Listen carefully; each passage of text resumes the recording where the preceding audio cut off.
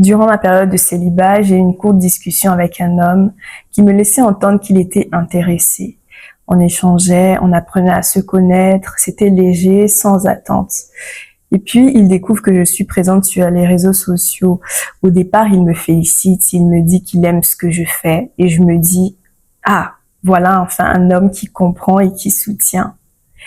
Mais plus le temps passait, plus ses messages changeaient de ton.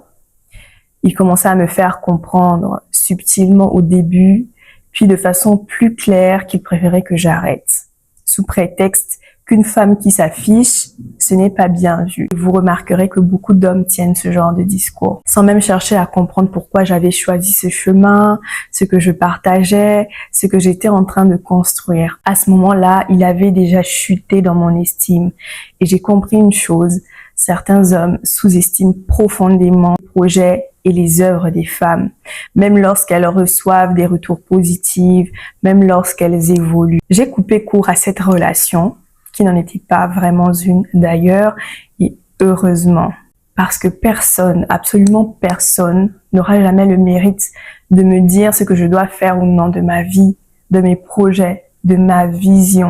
Et même en dehors des réseaux sociaux, j'ai bâti chaque étape de mon chemin avec mes tripes, mon courage, ma foi.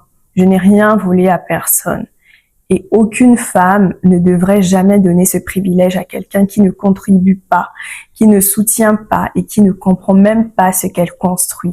S'il n'est ni ton collaborateur, ni ton investisseur, ni ton allié sincère, alors il n'a aucune légitimité à vouloir orienter ta vie. Donc, tu ne dois jamais abandonner ce qui t'épanouit pour flatter l'ego d'un homme qui a peur de ta lumière. Ta mission est bien plus grande que ses insécurités.